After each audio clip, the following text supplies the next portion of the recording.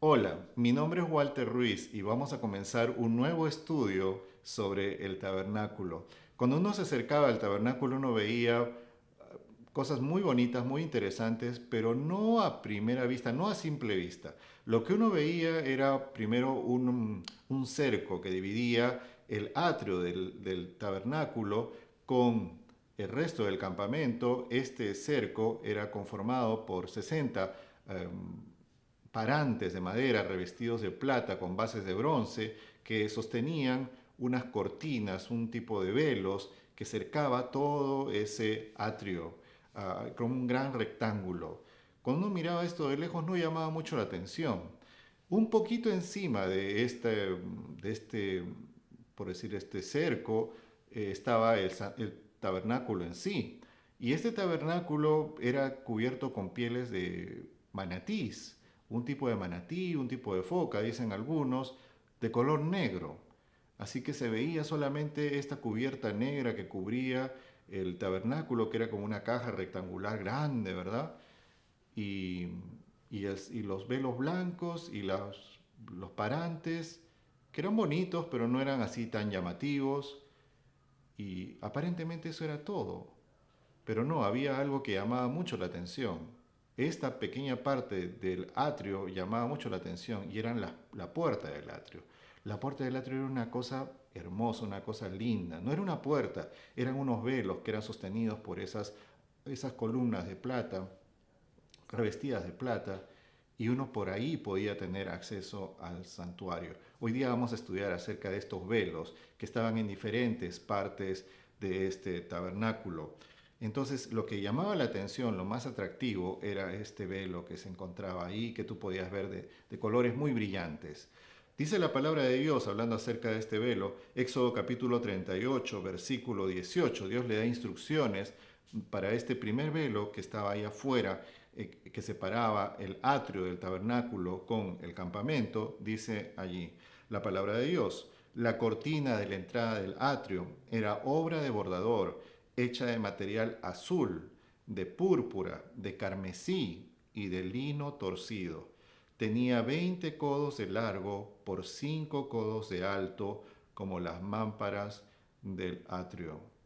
Una obra primorosa. Dicen los judíos que ahí también había algunos hilos de plata, algunos hilos de oro, imágenes de angelitos ahí que estaban puestos en este velo. Una cosa realmente linda que llamaba mucho la atención y que invitaba a entrar. Dicen las antiguas tradiciones judías también de que eran, aunque eran unos velos, unas cortinas, eran bastante gruesos, eran más o menos el grosor de un palmo, así que eran pesaditos, no eran algo muy que el viento podía soplar y levantar, era bastante firme, pero era muy lindo, muy atractivo y algunas cosas estaban allí incluso en alto o bajo relieve. Muy lindo y realmente llamaba mucho la atención estos velos del santuario, este primer velo que uno podía ver a la distancia y era lo que te invitaba a entrar, a encontrarte con Dios, a buscar tu salvación allí en el santuario.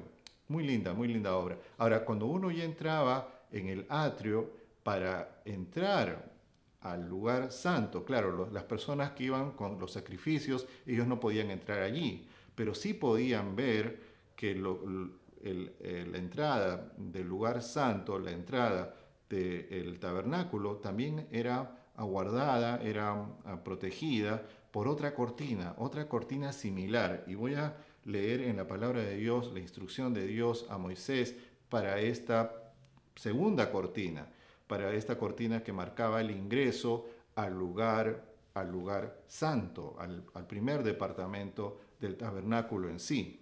Dice la palabra de Dios en Éxodo capítulo 26, versículo 36. Harás para la entrada del tabernáculo una cortina de material azul, de púrpura, de carmesí y de lino torcido, obra de bordador. Harás para la cortina 5 pilares de madera de acacia y los recubrirás de oro. Sus ganchos serán de oro y les harás 5 bases de bronce fundido. Algunos estudiosos piensan de que esto era bronce, otros piensan que era cobre. No se sabe exactamente el significado de esta palabra que aparece allí en la palabra de Dios. El hecho es de que la mayoría de este cobre o bronce se encontraba en la parte exterior, en las bases de esas columnas, de esas 60 columnas que estaban allí en la parte exterior, que dividían esta primera cerca, por decirlo así, de cortinas con estas bases que dividía el atrio con el resto del campamento, y esas primeras columnas que entraban al lugar santo. Hasta ahí era el bronce. Y dicho sea de paso, el altar del sacrificio, la fuente de agua, todas estas eran de bronce. Había unas mesas o unos lugares allí, unas estacas donde se hacían los sacrificios y una serie de pequeños objetos que se usaban para los sacrificios. Todos estos eran de este cobre o de este bronce. Bien interesante, como que esto fuera un símbolo de algo, y eso lo vamos a ir viendo un poco más adelante en este tema. Pero ahí, frente justo para entrar al lugar santo, un lugar donde ya solamente podían entrar los sacerdotes que oficiaban cada día, y en el santuario estaba esta otra cortina, como te digo, una cortina lindísima, labrada, con estos colores muy lindos, azul, púrpura, carmesí, de lino, todo bello, muy hermoso, llamaba mucho la atención. Y cuando uno entraba ahí, bueno, los sacerdotes podían entrar al lugar santo, pero solamente una vez al año se podía entrar al siguiente departamento, al último departamento, y ahí solamente podía entrar el sumo sacerdote. Y dividiendo allí ya dentro del tabernáculo el lugar santo del lugar santísimo, donde estaba el arca de Dios, la presencia de Dios, estaba otra cortina que separaba estos dos. Y también hay una instrucción ahí en la palabra de Dios que nos habla acerca de esta tercera puerta, de esta segunda cortina. Dice Éxodo capítulo 26, versículo 31, lo siguiente: harás también un velo de material azul, de púrpura, de carmesí y de lino torcido, decorado con querubines, obra de fina artesanía. Lo pondrás sobre 4 pilares de madera de acacia recubiertos de oro, con sus ganchos de oro sobre las 4 bases de plata. Harás colgar el velo de los ganchos, introducirás detrás del velo el arca del testimonio. Aquel velo os servirá de separación entre el lugar santo y el lugar santísimo. Entonces había este tercer velo, otra vez labrado con ángeles, bellísimo, ángeles de oro, con hilos de plata, dicen las tradiciones judías, una cosa hermosa de todos estos colores lindos que estaban allí. Estas tres velos eran lo que iba marcando en la adoración a Dios, lo que Dios quiere de uno, qué es lo que Dios quiere hacer por ti, que todo esto está mostrado allí en el santuario que edificó Moisés, ese santuario que es un reflejo del santuario de Dios. ¿Y cuál es el significado de estos velos? Esta parte, la más atractiva, la más linda, la más multicolor, la más atrayente del santuario. ¿Cuál es el significado de esto? Dice el apóstol San Pablo en el libro de Hebreos, capítulo 10, versículos 19 al 22, lo siguiente. Mira lo que dice aquí la palabra. Así que, hermanos, teniendo plena confianza para entrar en el santuario por la sangre de Jesús, por el camino nuevo y vivo que Él nos abrió a través del velo, es decir, su cuerpo, y teniendo un gran sacerdote sobre la casa de Dios, acerquémonos con corazón sincero, en plena certidumbre de fe, purificados los corazones de mala conciencia y lavados los cuerpos con agua pura. O sea, estos velos, dice el apóstol, eran un símbolo del cuerpo de Cristo, un símbolo de Cristo Jesús que vino a vivir entre nosotros. Y dice, esto nos atrae, esto nos lleva y nos invita a acercarnos sin temor, a encontrar la salvación de Dios, el perdón de nuestros pecados allí en el santuario. Qué lindo esto que dice el apóstol San Pablo. Ahora quiero decirte lo que el Espíritu de Profecía, la señora Elena G. White, dice acerca del cuerpo de Cristo, tal como se encuentra en el libro Deseado de todas las gentes, página 23. Te lo voy a traducir. Dice lo siguiente: la gloria de Dios estaba subyugada y su majestad velada, para que la visión pobre de los hombres finitos pudiesen contemplarla. Así, Cristo vino en el cuerpo de nuestra humillación, en la semejanza de los hombres. A los ojos del mundo, él poseía ninguna belleza que fuera un motivo de deseo para desearle, uh, para quererle.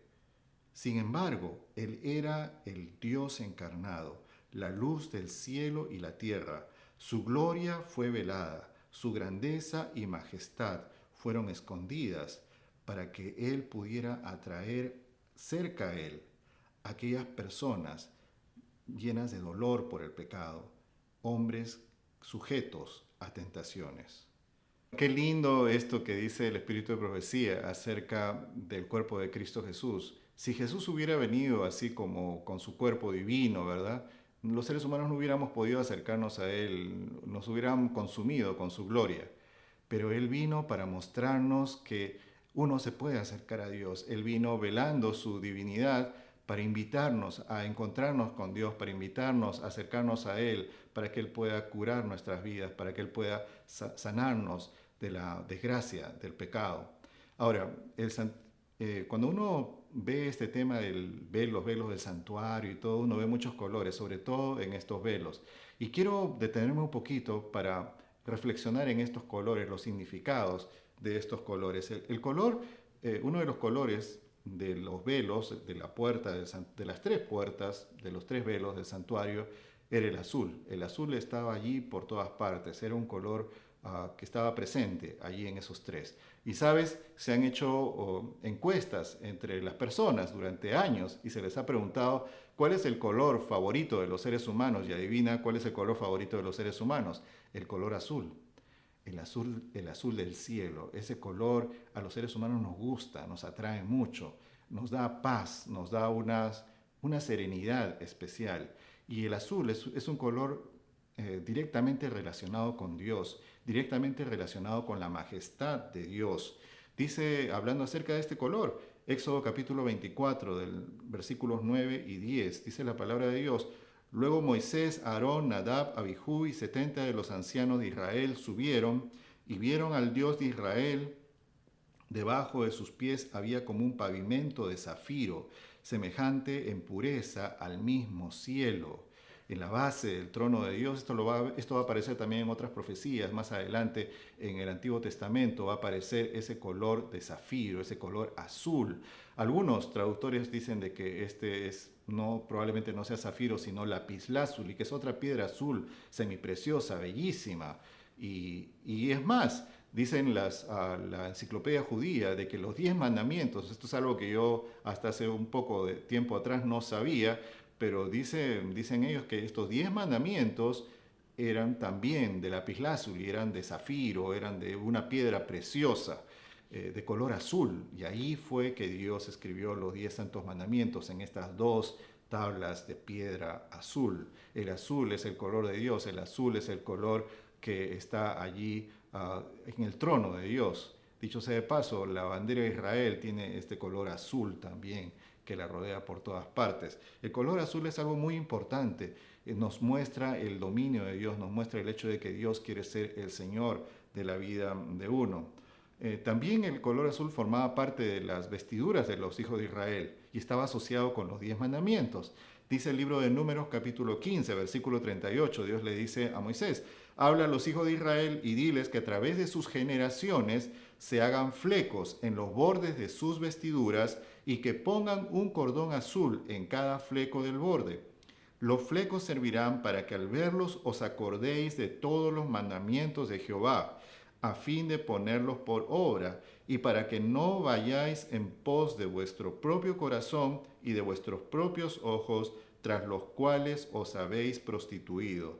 Será para que os acordéis y cumpláis todos mis mandamientos, a fin de que seáis santos para vuestro Dios. Esta era la pequeña diferencia entre el pueblo de Israel y el resto de las naciones. Sus vestimentas tenían que tener unos flecos de color de tela, de color azul, unos flecos azules, probablemente de lana azul, quién sabe, o algún tipo de lino o de algodón allí tejido, unos flecos azules que tenían que estar. ¿Para qué? Para que se acordaran de los mandamientos de Dios. El azul es algo que nos muestra la grandeza de Dios, que nos muestra de que allí está el cielo, de que el cielo es algo real y que Dios está al control de todo el universo. Hoy día es mediados de noviembre del año 2017. Muy temprano en la mañana fui para tratar de ver la lluvia de las estrellas, de los leonias, de la lluvia de meteoritos que cada año hay aquí en el hemisferio norte, que está relacionado con profecías adventistas y todo eso. Más adelante podemos hablar acerca de eso, pero uno ve el cielo y es algo tan bonito, ese cielo azul que está allí, que Dios lo ha puesto para nosotros. Y bueno, el color azul era algo muy presente dentro del tema del santuario. Hay otro color que era parte de esta cortina, el color rojo. Estos velos tenían allí también el color rojo. Y el color rojo es un símbolo de sangre. De hecho, para que este color, este pigmento rojo se produjera, se necesitaba la muerte de unos gusanitos que existen allá en el Medio Oriente y que, bueno, reventándolos básicamente, aplastándolos, es que estos se puede usar ese color rojo que ellos generan, que guardan dentro de su cuerpo, y con eso se puede hacer un tinte. Dice esta cita bien linda del Espíritu de Profecía, el primer volumen de los testimonios, páginas 68 y 69, te lo voy a traducir para ti. Dice lo siguiente ella: a medida que estábamos viajando, nos encontramos con un grupo que también estaba contemplando las glorias del lugar. Era la hermana Huay que estaba allí contemplando visiones celestiales. Me di cuenta que tenían un borde en sus vestimentas de color rojo. Sus coronas estaban brillando y tenían túnicas de un color blanco puro. Al saludarlos, le pregunté a Jesús quiénes eran ellos. Él dijo que estos eran mártires que habían sido asesinados por él. Junto a ellos estaba un grupo innumerable de pequeñitos. Ellos también tenían un borde rojo en sus vestimentas. El rojo es un símbolo del sacrificio, el rojo es un símbolo de la sangre. Ella vio en una visión celestial que los mártires de Cristo van a tener en sus túnicas blancas, resplandecientes, un borde blanco, símbolo de lo que ellos pasaron, dando testimonio de Dios en esta tierra. Y es así, ¿no? Estos animalitos eran aplastados allí para que ese color rojo pudiera salir y se pudiera crear este color tan bonito, tan atrayente también. Dicho sea de paso, el color rojo. En mi país no hay este mismo gusanito, pero sí hay como unos bichitos que le dicen cochinilla, y que los hacen crecer en las tunas, los hacen crecer en los cactus, allí en el Perú. Y bueno, también parece que el cactus estuviera enfermo, por eso lo hacen a propósito, porque después sacan estos animalitos y también los aplastan y los hacen también el tinte de color azul. Cosa muy interesante que en el libro de los Salmos, en el Salmo 22, Cristo Jesús, al describir su crucifixión, al describir su muerte por nosotros, Él dice estas palabras tan interesantes. Dice ahí la palabra de Dios: Dios mío, ¿por qué me has desamparado? ¿Por qué estás tan lejos de mi salvación y de las palabras de mi clamor? Pero yo soy un gusano y no un hombre, objeto de la afrenta de los hombres y despreciado del pueblo. La palabra que se usa para este gusanito rojo ahí del Medio Oriente, que se tenía que reventar, que se tenía que aplastar a fin de que pudiera dar este tinte rojo. Cristo fue aplastado, Cristo fue destruido por nuestros pecados. Esto también lo va a decir el profeta Isaías. Pero qué poderosa ilustración del amor de Cristo que encontramos en el color rojo. Había otro color también dentro de estas magníficas cortinas que dividían el atrio, el lugar santo y el lugar santísimo, y era el color púrpura. Dice la palabra de Dios en San Juan capítulo 19, versículos 1 al 3. Entonces Pilato tomó a Jesús y le azotó, los soldados entretejieron una corona de espinas, se la pusieron sobre la cabeza, le vistieron con un manto de púrpura y venían a él y le decían, viva el rey de los judíos, y le daban de bofetadas. El púrpura se obtenía de un molusco, de un tipo de, sí, de molusco que crece en el mar y que se abría su caparazón y se sacaba de ahí una secreción de sus glándulas. Se tenía que matar al animalito en este proceso y bueno, de allí se sacaba este color púrpura también, que era, por ser algo tan costoso, era algo que era para los reyes, para la realeza, y se hacía de este color, que era un color muy lindo. Los mantos reales, con este tipo de mantos pusieron a Cristo Jesús. Es un símbolo de la realeza de Dios, es un símbolo de que Dios, de que este Jesús no solamente nos iba a dar esperanza, nos iba a dar la tranquilidad de Dios, que está en el color azul, no solamente iba a entregar su vida, sino que era también Él el Rey del universo. Hay otros colores que podríamos decir que están en los metales del santuario, como dijimos el bronce. El bronce está mayormente en las bases del cerco exterior del santuario. Está también el bronce presente en todo el altar del sacrificio, la fuente de agua, los instrumentos, los lugares donde se amarraban los animalitos para ser muertos. Allí estaba el cobre por doquier. Incluso hasta la entrada del santuario, las bases eran de este metal, de bronce, de cobre. Parece que es un símbolo de la tierra, de la muerte, de este mundo.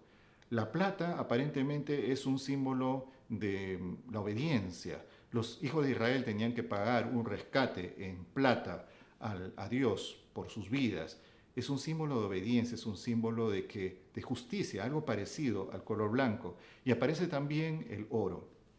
El oro aparece presente desde las columnas de la entrada del lugar santo, que tenían unas bases de bronce, pero estas ahora eran maderas, columnas de madera recubiertas de oro, y todo el interior del santuario, que no se podía ver esto desde afuera. Desde afuera solamente se veía la puerta y se veía esa cubierta negra, de pieles negras. Pero todo este oro que más adelante está dentro ahí del santuario tiene un significado muy interesante, muy poderoso.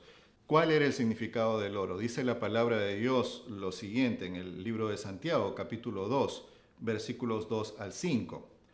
Porque si en vuestra congregación entra un hombre con anillo de oro y ropa lujosa, y también entra un pobre con vestido sucio, y solo atendéis con respeto al que lleva ropa lujosa y le decís, siéntate tú aquí en buen lugar, y al pobre le decís, quédate allí de pie o siéntate aquí a mis pies. Amados hermanos míos, oíd, ¿no ha elegido Dios a los pobres de este mundo ricos en fe y herederos del reino que ha prometido a los que le aman? ¿Sabes? La persona pobre en este mundo, el ser humano lleno de pecado, puede no tener oro, pero sí puede tener fe. La persona que siente su necesidad de Dios no puede comprar el cielo con nada, ni con todo el oro del mundo, pero sí puede acceder a la gracia de Cristo Jesús mediante la fe. La fe es comparada con el oro aquí en las Santas Escrituras. Hay otro pasaje, ahora lo va a decir el apóstol San Pedro, en Primera de Pedro, capítulo 1, versículo 7, dice la palabra de Dios, para que la prueba de vuestra fe, más preciosa que el oro que perece, aunque sea probado con fuego, sea hallada digna de alabanza, gloria y honra en la revelación de Jesucristo. San Juan también lo va a decir cuando tú buscas en el capítulo 3, en el mensaje de la Odisea, Dios le ofrece la necesidad más grande del loco, ¿verdad? Este loco que está ahí, que no sabe lo que está pasando, que ha perdido la brújula espiritual. Lo que más necesita la iglesia del tiempo del fin es oro refinado en fuego, es fe. Nos falta fe, necesitamos la fe de Dios, pero la fe es un producto de algo que Dios puede hacer en nuestra vida. Y el color que estaba, tal vez el que se veía más, sobre todo cuando tú te acercabas al santuario, el color que aparece más en todas partes, el color con el que se hacían las túnicas de los sacerdotes, del sumo sacerdote, el color blanco.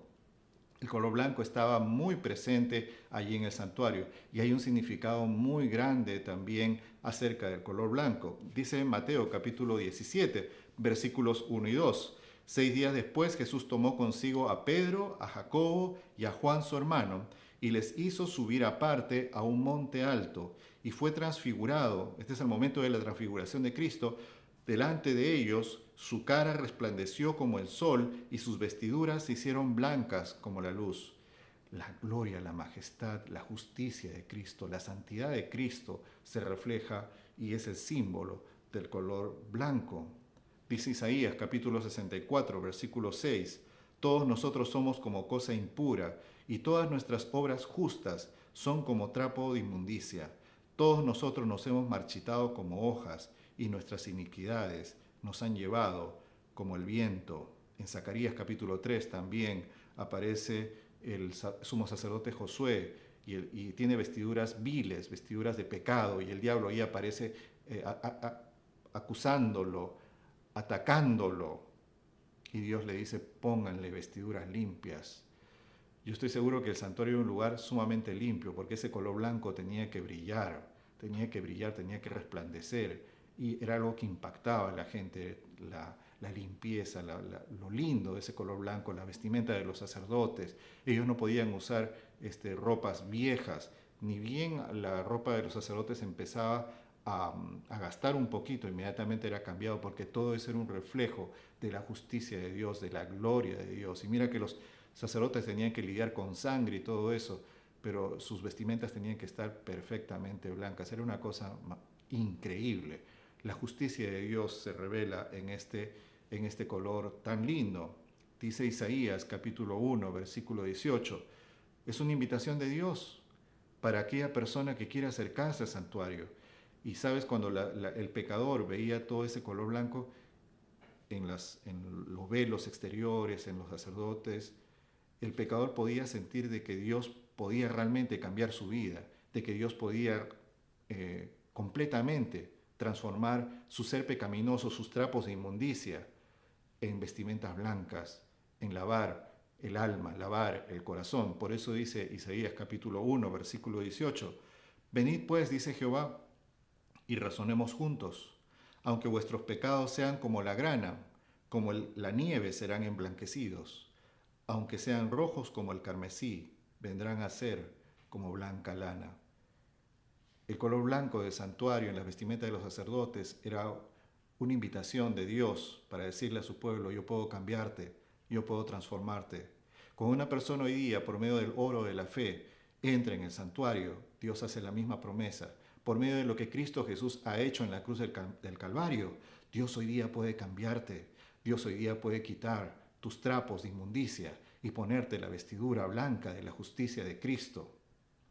Voy a terminar este tema con una cita, dos citas más, una de la palabra de Dios y una del Espíritu de Profecía. La primera se encuentra en Daniel capítulo 12, versículos 9 y 10, donde el profeta habla del pueblo de Dios en el tiempo del fin. Mira lo que dice el profeta aquí en estos pasajes. Y él dijo, el ángel le dice a Daniel, anda Daniel, estas cosas están cerradas y selladas hasta el tiempo del fin. Muchos serán limpiados, emblanquecidos y purificados, pero los impíos obrarán impíamente, y ninguno de ellos entenderá, pero los sabios sí entenderán. La promesa del ángel es de que en el tiempo del fin, la justicia de Dios todavía se seguiría manifestando en este mundo. Todavía la invitación está abierta, venid a mí, razonemos juntos. Si tus pecados son rojos como el carmesí, yo los puedo cambiar y puedo emblanquecerlos como la nieve. Yo puedo transformar tu vida. Esta es la esencia del Evangelio. Cristo Jesús vino para cambiar nuestra vida, para lavar nuestros pecados, para darnos una nueva existencia. Solo tenemos que tener fe en Él y buscarle en su santo santuario. Hay otro pasaje de la Biblia en Apocalipsis capítulo 7, versículo 9, que nos habla acerca de estas vestiduras blancas. Y dice ahí la palabra, después de esto miré, y aquí una gran multitud de todas las naciones y razas y pueblos y lenguas, y nadie podía contar su número, están de pie delante del trono y en la presencia del Cordero, vestidos con vestiduras blancas y llevando palmas en sus manos. Los redimidos aparecen en el tiempo del fin con estas vestimentas blancas. ¿Sabes? Nadie puede entrar al cielo si no ha sido lavado por la sangre de Cristo Jesús. Cristo Jesús también explicó esto en una famosa parábola. Sin el vestido de fiesta no puedes entrar. Sin ese manto que ya no es tuyo, sino de Cristo, y que Cristo te lo quiere poner gratis encima de tu ser para cubrir tus inmundicias. Sin eso no puedes ir al cielo. Pero podemos recibir eso hoy día si le pedimos a Dios con fe: Señor, quiero entrar en tu santuario. Señor, por lo que Cristo Jesús ha hecho, limpia mi vida, lava mi corazón, Señor, ayúdame. Dios promete de que Él puede darnos esa vestimenta. Y voy a terminar con una cita que se encuentra en El Gran Conflicto, página 665, párrafo 2, en inglés. Allí el Espíritu Profecía dice algo muy lindo, dice ella, te lo voy a traducir, hablando acerca de los santos. Su guerra ha terminado cuando estemos en el cielo. Su victoria ha sido ganada. Ellos han corrido la carrera y alcanzado el premio. La palma de victoria está en sus manos como un símbolo de su triunfo. Las vestimentas blancas, un emblema de la justicia sin mancha de Cristo, ahora es de ellos.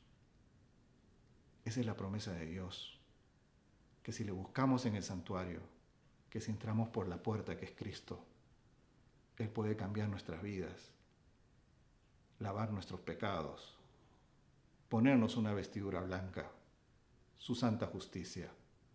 Solo tienes que tener fe y solo tienes que acercarte a Dios.